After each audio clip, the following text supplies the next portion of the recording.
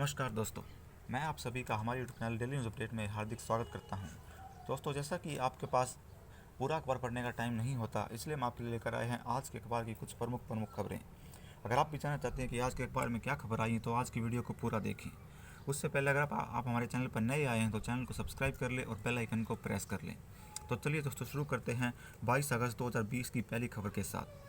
पहली खबर कोरोना से लेकर आ रही है। दोस्तों, दुनिया भर में कोरोना के 229 लाख मामले सामने आ चुके हैं, जिसमें से अभी तक 65.55 लाख लोग अभी भी कोरोना से संक्रमित हैं, जबकि 7.97 लाख लोगों की कोरोना से जान गई है।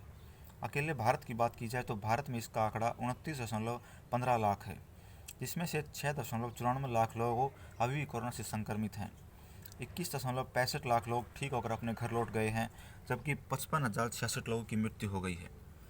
पिछले 24 घंटों की बात करें तो भारत में 68,898 नए मामले सामने आए, जबकि 983 लोगों की मृत्यु हुई। चलिए दोस्तों, अगली खबर की तरफ बढ़ते हैं। दोस्तों, नीट और जेईई के लिए मास्क और ग्लव्स पहनना है ज़रूरी। बता दें कि तय तिथियों पर ही होगा दोनों परीक्षाओं का आयोजन। एनटीए ने जारी किए दिशा निर्देश। बताया दोस्तों कि सुप्रीम कोर्ट ने पहले ही खारिज कर दी थी परीक्षाओं को टालने की मांग। लगभग सभी अभ्यर्थियों को मिलेंगे पसंदीदा परीक्षा केंद्र। एनटीए ने यह बताया कि जेईई मेंस की परीक्षा 106 सितंबर तक होनी है। इसके लिए 8.58 लाख छात्रों के आवेदन किया है। और दोस्तों की जो नीट की परीक्षा वह 13 सितंबर को होनी है। अगली खबर की तरफ बढ़ते हैं। हिमाचल से भी जुड़ी चीनी जासूस के हवाला कारोबार की तार। बता दें कि मंडी में एक तिब्बती और 2 संदिग्ध लोगों को हिरासत में लिया गया। बैंक में आईजी स्तर के अधिकारी ने खंगाला रिकॉर्ड। आगे बढ़ते हैं। सीबीआई ने शुरू की सुशांत मामले की जांच। बता दें कि मुंबई पुलिस ने संबंधित दस्तावेज एवं वस्तुएं सौंपी। 2 टीमों के ने घर पर काम करने वाले 2 लोगों के बयान किए दर्ज। पुलिस उपायुक्त अभिषेक त्रिमुखे से भी सीबीआई टीम ने की है बात। अनिल अंबानी के खिलाफ शुरू हुआ दिवालिया प्रक्रिया। एसबीआई वसूलेगा 1200 करोड़ रुपए। बता दें दोस्तों कि एसबीआई ने आरकॉम और रिलायंस इंफ्राटेल को दिए थे कर्ज। अनिल अंबानी ली थी guarantee. National company law tribunal ने रिलायंस कम्युनिकेशन आरकॉम के चेयरमैन अनिल अंबानी के खिलाफ दिवालिया प्रक्रिया शुरू करने का आदेश दिया है। यह प्रक्रिया दिवालिया कानून के व्यक्तिगत गारंटी से संबंधित धारा के तहत शुरू की गई है। इसके तहत अनिल अंबानी से इस प्रक्रिया के तहत 1200 करोड़ रुपए वसूले जाने हैं। आगे बढ़ते हैं दोस्तों। रैलियों और घर घर में प्रचार की अनुमति। बता दें कि कोरोना काल में चुनाव के लिए आयोग ने जारी किए हैं दिशा निर्देश। दस्ताने पहनकर मतदाता दबाएंगे ईवीएम का बटन। घर घर प्रचार के बदले हैं नियम। बता दें कि चुनाव में घर घर जाकर प्रचार करने के लिए प्रत्याशी समेत सिर्फ 5 लोगों को ही जाने की इजाज़त होगी। इसमें सुरक्षाकर्मी शामिल नहीं है। रोड शो के लिए भी नई व्यवस्था की जाएगी। आयोग के मुताबिक रोड शो के दौरान काफिले के वाहनों को 10 के स्थान पर 5-5 वाहनों के अंतराल पर बांटा जाएगा। इसमें सुरक्षा वाहन भी शामिल नहीं हैं। कोविड-19 के दिशा निर्देश के मुताबिक ही होंगी जनसभाएं। जनसभा और रैलियों का आयोजन भी कोविड-19 दिशा निर्देशों के मुताबिक करा जाएगा। आगे बढ़ते हैं दोस्तों। पुलिस की 2 दर्जन सेवाओं को निजी हाथों में देने की है तैयारी। बता दें कि केंद्रीय गृह मंत्री ने लाभ हानि की समीक्षा कर सभी राज्यों से मांगी है रिपोर्ट। पुलिस की 2 दर्जन से अधिक सेवाओं को निजी हाथों में सौंपने पर मंथन जारी है। केंद्रीय गृह मंत्री ने एक बार फिर इस मामले में सभी राज्यों के गृह विभाग व पुलिस महानिदेशक से सुझाव मांगा है, ताकि इस दिशा में कोई ठोस निर्णय लिया जा सके। इस्लामीकरण की राह पर है तुर्की, एक और चर्च को मस्जिद में बदला। बता दें कि इस्लामीकरण की राह पर चलते हुए तुर्की के राष्ट्रपति रेसेप तैयब ने शुक्रवार को एक और प्राचीन चर्च कोरा को मस्जिद में बदलने के आदेश जारी कर दिए हैं। गणतंत्र दिवस पर 10 बहादुरों को मिलेगा दिल्ली वीरता पुरस्कार। आने वाले गणतंत्र दिवस पर दिल्ली सरकार 10 बहादुरों को सम्मानित करेगी। दिल्ली सरकार के शिक्षा निदेशालय की पुरस्कार शाखा के अधिकारी के मुताबिक विभिन्न तरह की आपदाओं में घिरे लोगों के जीवन की रक्षा करते हुए उन्हें सुरक्षित बाहर निकालने वाले व्यक्तियों को इस पुरस्कार के आवेदन के लिए दिए जा सकते हैं। इन सभी चयनित विजेताओं को 26 जनवरी 2021 को सम्मानित किया जाएगा। चलिए दोस्तों, अगली खबर की तरफ बढ़ते हैं। अब 18 मिनट में घर पहुंच रही है कैंट एम्बुलेंस। दिल्ली के सीएम केजरीवाल का बयान। उन्होंने कहा कि कोरोना के मरीजों की जान बचाने में मिली है इससे मदद। 15 मई को कैंट एम्बुलेंस का रिसिप्टेंस टाइम करीब 55 मिनट था।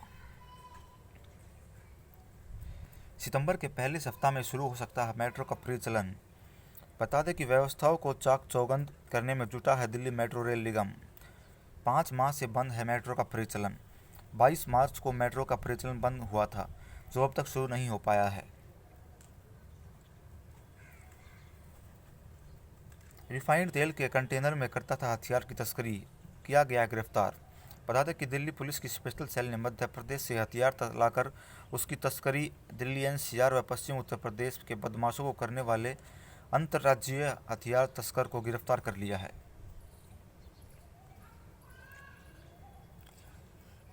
राजधानी में कोरोना से 1250 नए मामले सामने आए, 13 लोगों की हुई है मौत।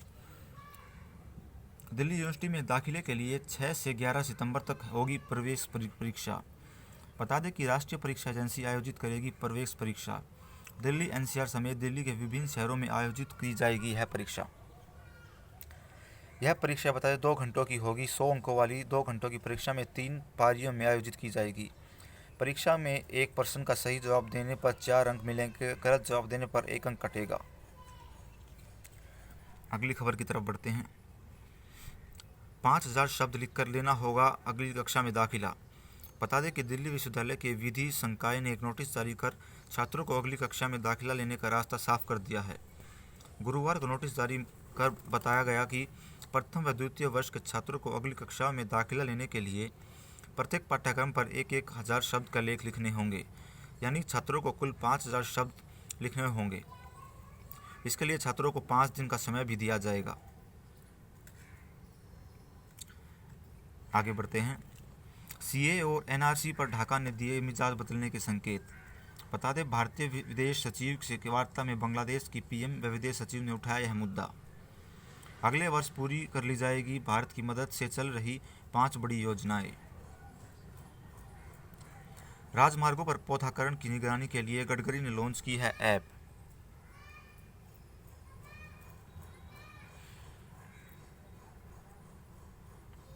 तेज होगा शैक्षिक संस्थानों को सभ्यता देने का काम। बता दें कि नई शिक्षा नीति के अनुसार यूजीसी ने शुरू की है प्रक्रिया। अब तक विश्वविद्यालय में नहीं होंगे 300 से अधिक कॉलेज। अगले 15 साल में चरणबद्ध तरीके से पूरी तरह खत्म हो जाएगी संबंध प्रणाली। संबद्ध कॉलेजों को सभ्यता मापदंडों के अनुरूप तैयार करने की है विधि। प्रशांत भूषण के खिलाफ कार्रवाई के लिए प्रशासन की है मांग। आगे बढ़ते हैं। केंद्र को यूरिया की कालेबाजारी की है आशंका, देश भर में हो रही है जांच। अप्रैल से जुलाई के बीच खाद के वितरण व्यवस्था की हो रही है पड़ताल।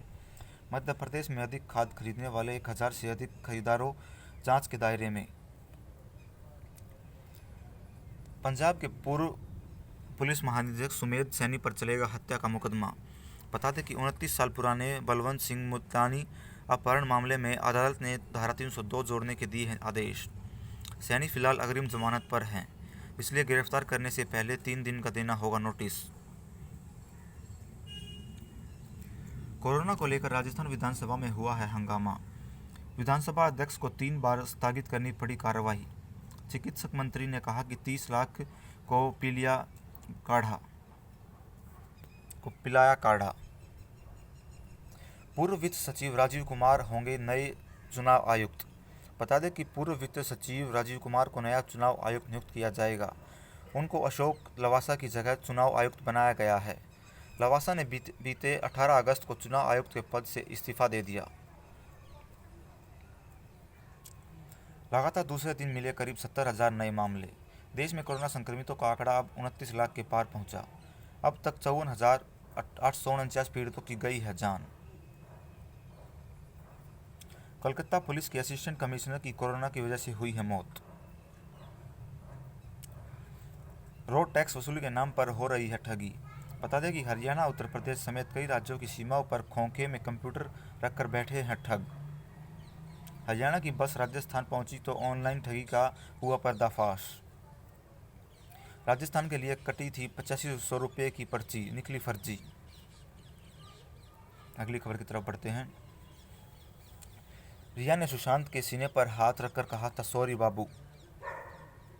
सीबीआई ने मांगी राय, एम्स की टीम भी करेगी फॉरेंसिक जांच। बता दें कि सुशांत सिंह राजपूत की मौत के मामले में जांच करी केंद्रीय जांच एजेंसी सीबीआई ने एम्स फॉरेंसिक रिपोर्ट की राय भी मांगी है। गिलानी ने निशाने पाकिस्तान लेने से किया इनकार। भूमिगत पावर प्लांट में भीषण आग से 5 इंजीनियरों समेत 9 लोगों की हुई मौत। तेलंगाना के मुख्यमंत्री ने हादसे की सीआईडी जांच के दिए हैं आदेश। मरने वालों में एक महिला भी शामिल, 3 कर्मचारी गंभीर रूप से हुए घायल। मुंबई में बहुमंजिला इमारत में लगी आग, 6 लोगों को बचाया गया।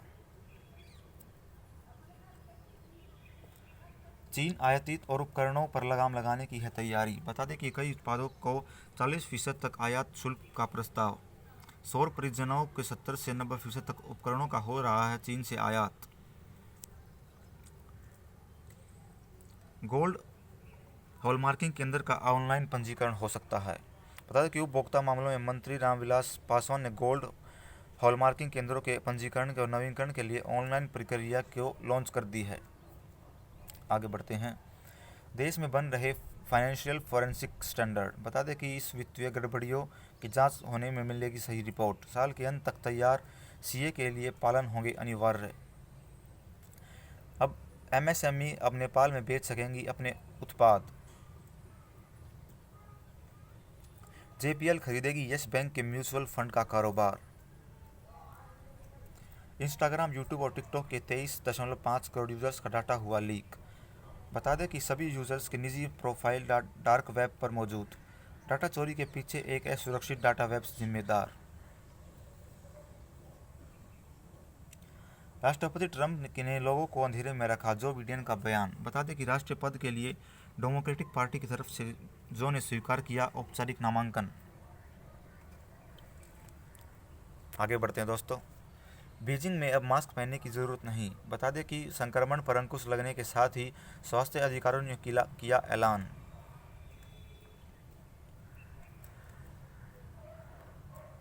कराले के शतक से इंग्लैंड हुआ मजबूत। बता दें कि इंग्लैंड और पाकिस्तान के तीसरे टेस्ट में पाकिस्तान के खिलाफ तीसरे टेस्ट के पहले दिन इंग्लैंड ने बनाए 4 विकेट पर 332 रन। बीसीसीआई सदस्य बने आईसीसी का चेयरमैन, वर्मा का बयान। होटल में रहे खिलाड़ी बालकनी से की है बात। यूएई पहुंचे खिलाड़ियों का पहला दिन रहा मुश्किलों से भरा। सीएसके, मुंबई व आरसीबी खिलाड़ी भी यूएई के लिए हुए रवाना।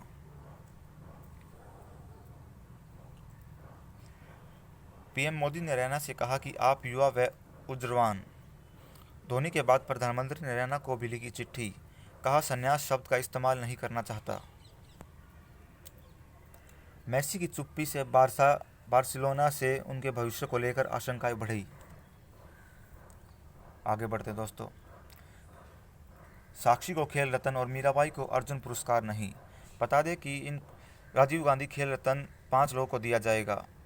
इसमें कि क्रिकेट में रोहित शर्मा, पैरा एथलीट मरियप्पन थंगवेलु, मन्निका टेटे को टेबल टेनिस में मन्निका, विनेश फोगाट कुश्ती और रानी को हॉकी में दिया जाएगा। यह पुरस्कार 26 जनवरी 2021 को दिए जाएंगे दोस्तों। क्रिकेट की बात करें तो सचिन तेंदुलकर, महेंद्र सिंह धोनी और विराट कोहली के बाद रोहित शर्मा चौथे खिलाड़ी हैं। आगे बढ़ते हैं। एम्स में करनी होगी गंभीर रूप से बीमार महिलाओं की सर्जरी। सेल कंपनी बनाकर मनी लॉन्ड्रिंग करने वाले सीए समेत 2 लोग किए गए गिरफ्तार। रजिस्ट्रार ऑफ कंपनीज की शिकायत पर वर्ष 2015 में डब्ल्यूओ ने दर्ज कराया था मामला। विद्या बालन की संबलपुरी साड़ी 55,000 रुपये में हुई नीलाम। गुवाहाटी में पढ़ने वाली उड़ीसा की छात्रा दिव्यांशी मिश्रा ने खरीदी साड़ी। फिल्म शकुंतला देवी के प्रदर्शन से पूर्व अभिनेत्री ने पहनी थी यह साड़ी। 17 वर्षों की अदालती लड़ाई के बाद कानपुर की मंजिरी को मिले पति। आगे बढ़ते हैं। दिल का आकार बढ़ा रहा है कोरोना। बता दें कि खून के थक्के जमने से हार्ट पंपिंग में करनी पड़ रही है अधिक मशक्कत। यह स्थिति शरीर के लिए होता है काफ़ी घातक। मधुमेह, ब्लड प्रेशर और किडनी के मरीजों के लिए पहले ही घातक कोरोना संक्रमण अब दिल पर भी भारी पड़ रहा है। खून के थक्के जमने से हार्ट पंपिंग करने यानी शरीर के दूसरे अंगों तक रक्त संचार बनाए रखने के लिए अधिक मशक्कत करनी पड़ रही है। आज के लिए बस इतना ही दोस्तों। आपका दिन शुभ हो। धन्यवाद। अगर आपको हमारा काम पसंद आया हो तो चैनल को सब्सक्राइब कर ले, बेल आइकन को प्रेस कर ले और वीडियो को शेयर करें।